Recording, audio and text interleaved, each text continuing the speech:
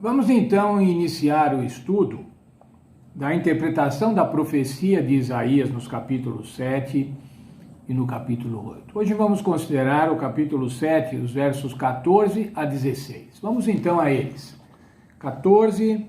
Capítulo 7, verso 14. Portanto, o Senhor mesmo nos dará um sinal. Eis que a Virgem conceberá e dará à luz a um filho, e esse filho se chamará Emanuel. Emanuel quer dizer Deus conosco. Quando Acás não quis pedir um sinal a Deus, o profeta falou assim: então Deus vai dar um sinal. Vai nascer um menino de uma jovem mãe, que necessariamente não precisaria ser virgem como está colocado, mas podia ser uma moça. E essa jovem mãe, essa jovem mulher, daria à luz um menino que se chamaria Emanuel. Os teólogos não sabem quem é esse menino, o Emanuel do Velho Testamento. Alguns acham que ele poderia ser filho de Acás, outros acham que ele poderia ser o filho do próprio Isaías. Ambos eram jovens e na idade de ter filhos. Mas veja, irmãos, agora o verso 15, o que fala deste menino. Ele comerá manteiga e mel, quando souber desprezar o mal e escolher o bem. O que significaria isso, irmãos, comer manteiga e mel? Qual era a dieta do povo de Israel? A dieta do povo de Israel, irmãos, era uma dieta de cereais, de frutas, de trigo, de cevada. E agora, por que está falando aqui que eles se alimentaria de manteiga e mel? Um cardápio nômade. Quem é nômade leva o seu gado e daí tem o leite e tem também o mel, tem a manteiga. Mas veja lá, irmãos, Isaías 7, 23 a 25, diz o que aconteceria com a invasão da Assíria, o que aconteceria com a agricultura de Israel, de Judá. 7, 23 a 25. Também naquele dia, todo lugar que houver 1000 vides do valor de 1000 siclos de prata, será para espinheiros e abrolhos. Como flechas e arcos se entrará ali, porque os espinheiros e abrolhos cobrirão toda a terra.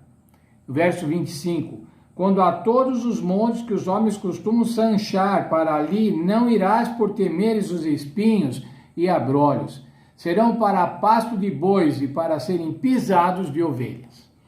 É isso que aconteceria com a área agrícola de Judá após a invasão da Assíria. No verso 16, então, de Isaías 7, veja lá o que diz no verso 16. Na verdade, antes que o menino saiba desprezar o mal e escolher o bem, será desamparada a terra ante cujos 2 reis tu tremes de medo. Quais eram os reis que faziam com que Acás tremesse como vara verde? Era o rei do norte e o rei da Síria. E aqui no sinal que Deus está dando agora para ele, está falando assim, olha, antes que esse menino cresça e saiba escolher, essas 2 nações já não vão mais existir. Veja, irmãos, antes que o menino saiba desprezar o mal e escolher o bem. Está falando da primeira infância, dos primeiros anos desse menino. Nesses primeiros anos do menino ficaria demonstrado o que Deus tinha dito através do profeta, que era para Acás não se preocupar. O reino assírio, começou a se expandir a partir do ano 745 a.C. E a profecia de Isaías foi dada no ano 734.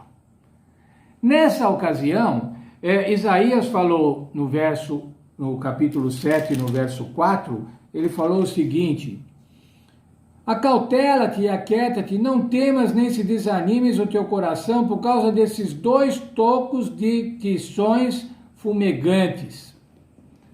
Eram 2 tocos, não tinham mais força, era um toco fumegante, que logo iria morrer.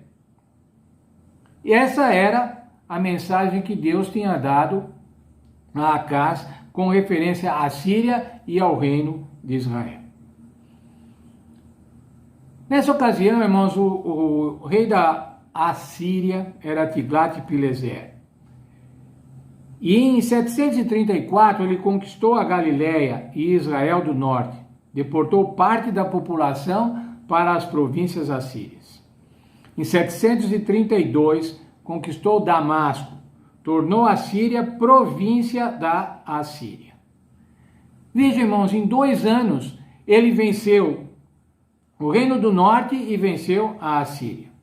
Síria e o reino do norte foram conquistados pela Assíria. E aquele menino que ia nascer ainda não teria completado 2 anos, ainda não estava na idade de decidir entre o bem e o mal.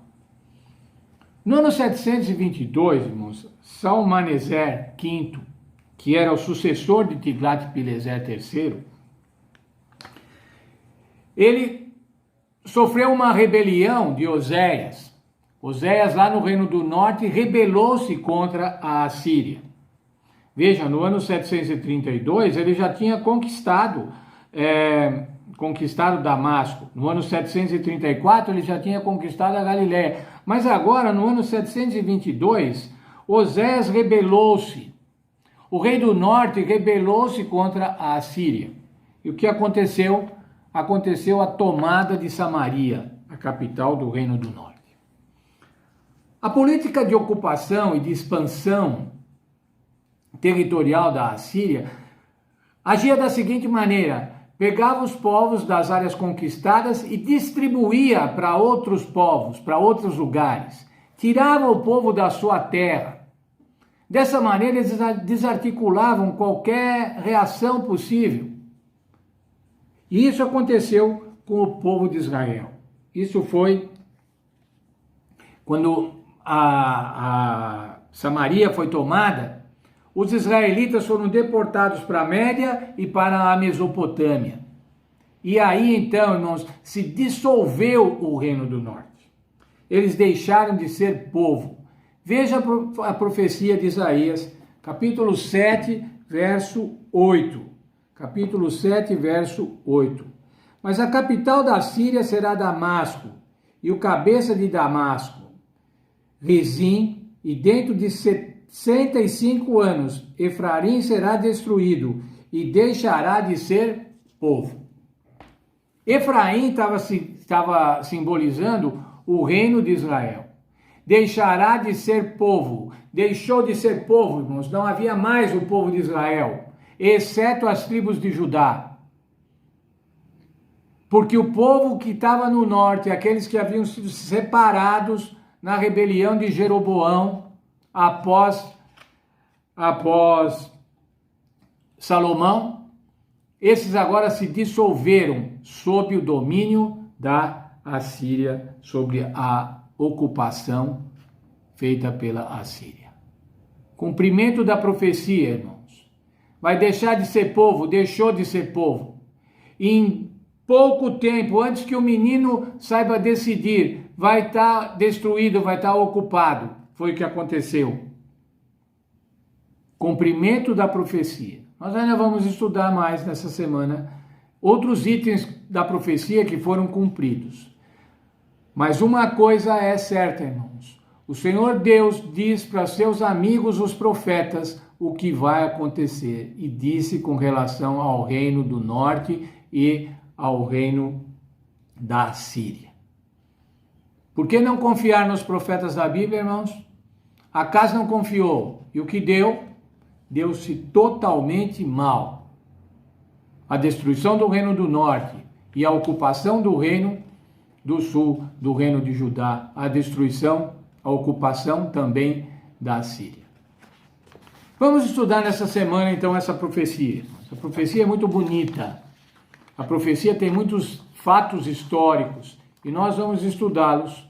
Vamos estudar os eventos, o que aconteceu no cumprimento da profecia, para dessa forma estarmos cada dia mais confiantes na palavra de Deus, confiantes na orientação profética que Deus dá para os seus filhos.